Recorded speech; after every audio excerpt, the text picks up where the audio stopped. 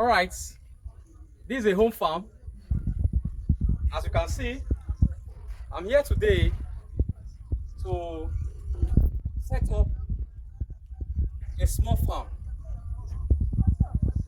You may call it little, but it's mighty because from here the idea spent in setting up this little farm can be used to set up 1,000 hectares. Yeah, like it's said, start with what you have. Some person has this kind of piece of land and it's just lying there wasted. Um, some may have up to 5 plots of land and they will spend a billion up to 500 million to set up hotels, building building that have revenue, to draw revenue from. They will go to the land, spend half a billion to set up a building to get revenue from the building. We are a promoter of a new generation farming system that helps you attract higher fund. It helps you attract higher fund better than structural erection of structures on your land. Now, this capacity is less than half a plot that we are coming to set up plantain farming on. Now, this farm can take up to about 100 stand of plantain. Now, let me shock you that the plantain that will enter this farm, you can manage this plantain for the next 50 years. For the next what? 50 years. You keep drawing out revenue from this same land. Now you can calculate the revenue you get from this land at starting up your plantain farming here in just 5 years. Calculate it from someone who erects a 2-bedroom flat in the same land. Check the difference in expenses. Those who erect structures on a piece of land like this and others who comes to set up plantain farm on a piece of land as such as this, who will get more revenue? Who will get more returns? It is those who come to fix plantain farm in their piece of land. Because from after 10 months, between 9 to 10 months, your revenue, your returns, profit returns have kick-started. Now, just within 12 months, you have almost harvested the first generation of plantain that you are having in that farm. I mean, the first generation. Now, there is this demo farm that I'm using in my illustration. From time to time, I do a video on the demo farm. That farm is already producing the second generation in that farm. Just within the space of 3 to 4 months, it will start carrying the next fruit. Meaning, okay, if we build like that, it means that after planting, from 7 months highest, you start getting your produce, your fruiting. It starts fruiting from 7 months. Now, from the 9th to 10th month, you start your harvest. First harvest. Your second harvest, you get it from the next 4th month. Or after 5 months, you get your second harvest for a lifetime. For the next 50 years. For the next 50 years, every month, each stand, you are going to be getting revenue from each stand. Now, the revenue you are going to be getting from each stand, it is not just from the fruits only. You have streams of revenue from each stand. Now let me make analysis on the revenue streams from each plantain stand.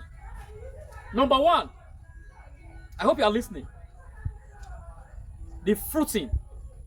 Now, before the fruiting, though that is not what brings the first revenue. The first revenue comes from not the suckers. So if I say you put in on the comment section, tell me where you draw the first revenue from. Not the suckers. So, but you get revenue from suckers before the fruiting stage. Now, the first revenue for a smart farmer who is a scientific farmer, the first revenue is the revenue you draw from projects. From projects. Your project is not just minding your own farm alone, you extend to other farms to run projects. Because when I come to set up a farm for you, I teach you everything about the plantain farming. So, for a smart farmer, you draw your first revenue from by setting up farms for others who doesn't know it. It's going to be the new system farming. Now, before your crops start fruiting, after 1 month, you already know what you do from the first month to the end of the month.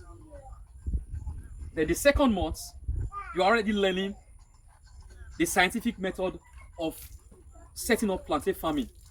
Then, now, let me tell you what normally happens.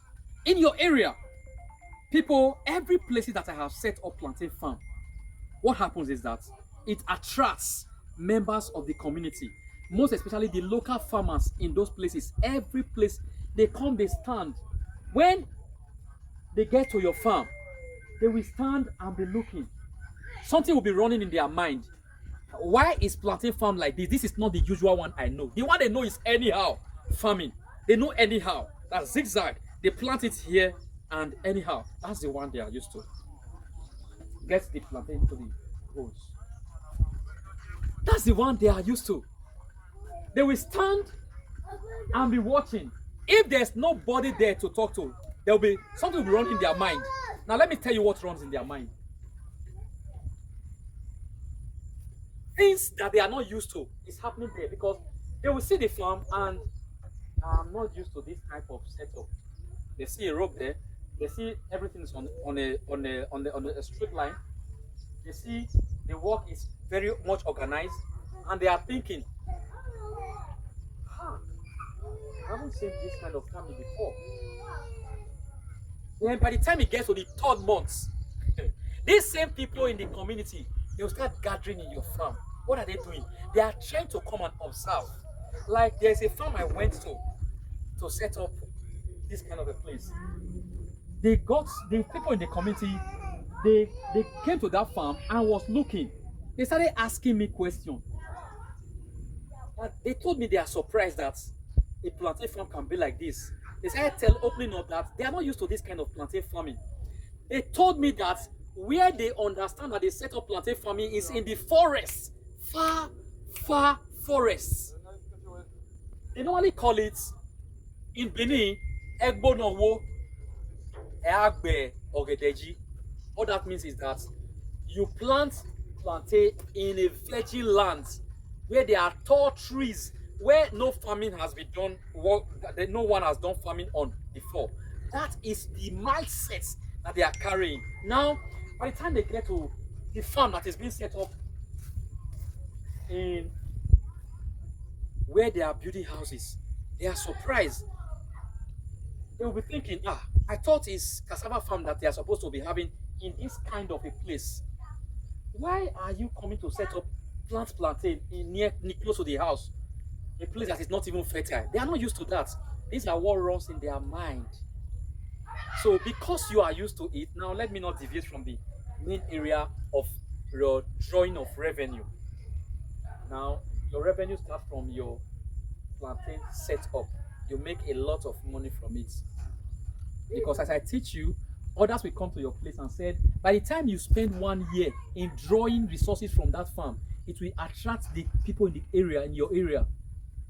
Because they are going to be seeing that your plantain is growing differently There that they have far in the forest, yours is even producing better than the one they have far in the forest. So it's we get them crazy to come to start asking you that owns the farm, how come you are able to run this kind of farming here? What is the secret? Because the reason why they are standing to watch your farm is because there are things that they don't understand, but it's happening right in your farm. Hey, don't plant yet. I didn't say you should plant. I said get this thing inside the holes. Finish. Don't plant. Just be putting them inside the hole. I'll come and teach you how to plant it. So don't mind us. We are the people I brought to join me in the run setting up. They are just daily pay workers. So they are here to understand our pattern of. But I'm here to supervise the system. So the first revenue is the setup process. Then the second revenue is from the sucker itself. The sucker starts springing out after 4 to 5 months of planting.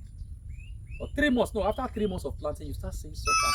So before it gets to harvest stage, your suckers, just one planting is already bringing out up to 5 suckers. Some bring 10, some bring 12, some bring 8, some bring 14 suckers. Now each suckers has its own amount money you sell.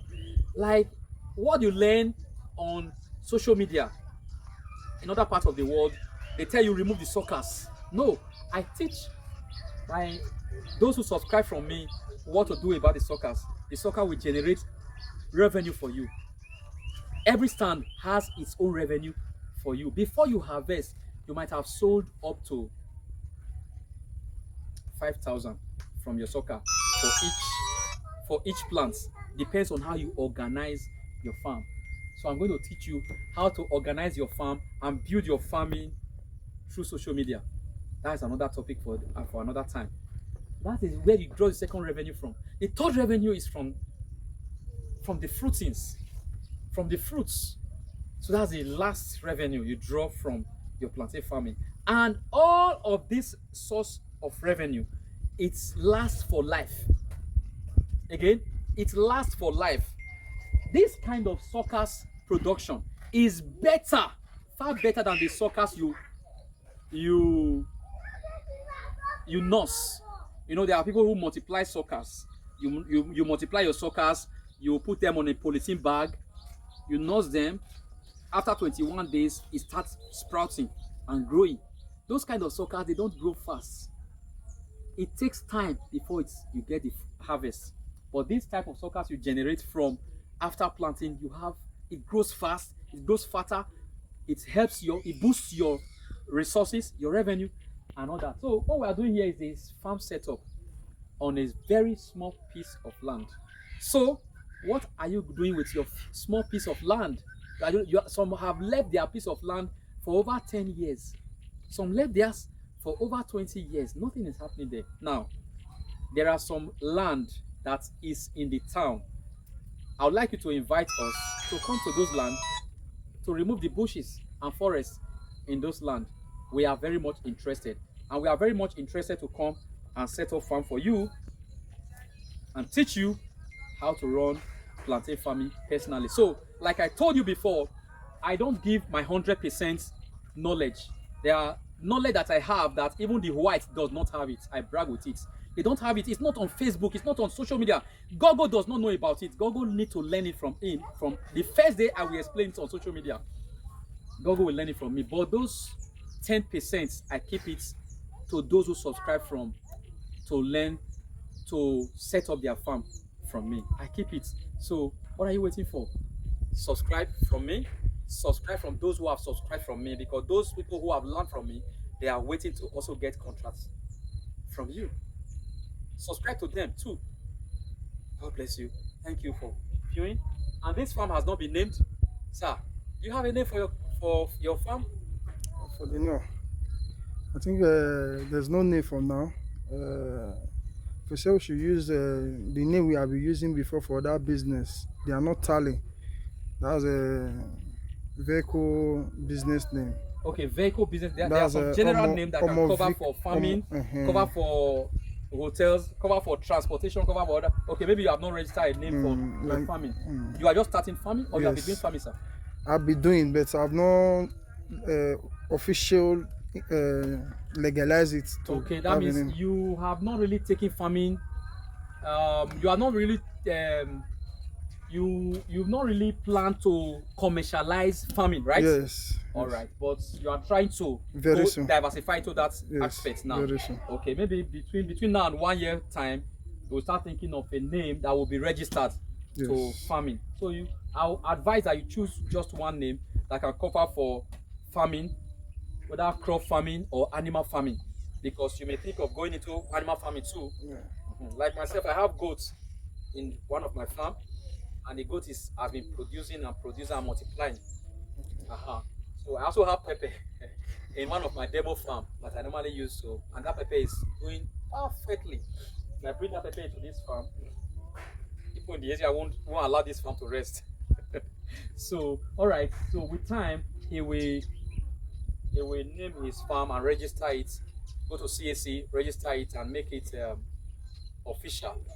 All right. For those of you who have not named your farm, I think it's better to start thinking to that direction, so that at least you take your farming very serious, because it's a very big source of revenue for you, and it will help to boost your financial future. So thank you very much for watching. Farming is good. Farming is life.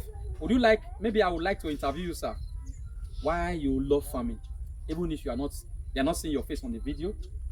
What is giving you that interest to go into farming? And you ask us to come and set up this farm for you, and you just thought of, let me start through with plantain farming, not palm fruit farming, not cocoa farming, not maize farming, not cassava farming, but you are starting with plantain farming. What is bringing that interest, sir? I just really have this passion to go into farming. You know, I told you like the last time I told you, I said I have a plantain farming already. That one is still on process. Okay. So I want to use this one to start as a beginner to learn more tricks about it, so that when I go a bigger site, I will not be left out by knowledge. Wow. So that is why I decided to use this one to start first. Um, to be a future benefit, future revenue. That is all. Thank you very much, sir. I really appreciate your dreams, and I hope and I pray that those dreams come alive. Like those of our members in diaspora, I have a lot of message for you. You have a lot of revenue that you need to draw from your homeland in Africa. In Africa, I'm not just saying Nigeria alone. In Africa, you are leaving your country, traveling abroad, thinking that you have a better resources to draw abroad, whereas you don't know that where you are living from, you can fetch enough resources that is even bigger than crude oil in your homeland. So I'll be ending the video from here. You stay tuned to get more tips from me, Omoriyi Ephraim Omorodion. That's my name, Omoriyi Ephraim Omorodion.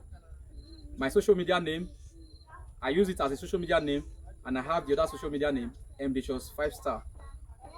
MDShos 5 star. So um, I have already started another business, haulage business, MDShos haulage service. So that will be coming up soon. Thank you for viewing, and God bless you. See you.